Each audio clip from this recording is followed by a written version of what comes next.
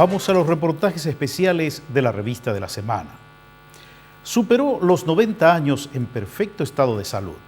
En 1932 fue movilizado para defender el Chaco paraguayo. Uno de sus compañeros de viaje perdió la vida al caer bajo las ruedas del tren que los llevaba hacia los campos de batalla.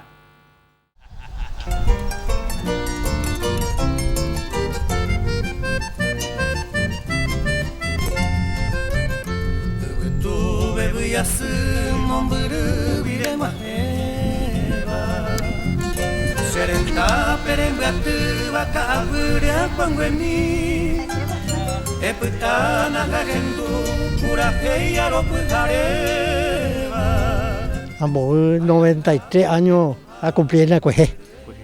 Sí, señor. A este día que tú ayer pudo llevar un día lleno para 94. Sí. Con él habla de cable para el colectivo. Claro. Bueno.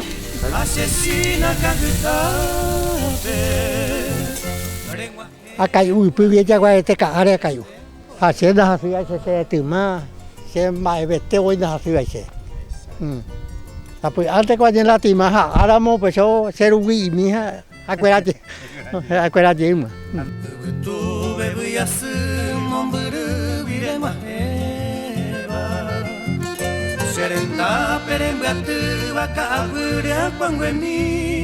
Trabajó con guerra perico hace 3 años. 32 al 32 meses donde me hago ese cuatilla la cirugía. Ande pero con la Chaco. Barco. Paraguay, barco cañonero, pero Puerto Casado. Casado, pero pues dijo, pero 145 veces ibe.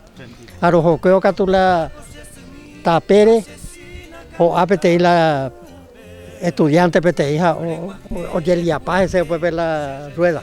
A los hospital no te llego pues pero continúa. 160 pero en la riel. Vago y pero joroida. O pero 145 pero pues dijo pues que tú ya lo joma hoy más pues ver la coche por 12 amantes ya pues. Orera. Menonita cuera coqueja maero hasaro.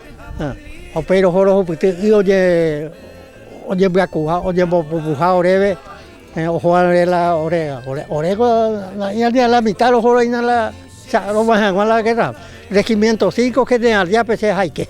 Mamo y te pa y me aina sereta ñangareco.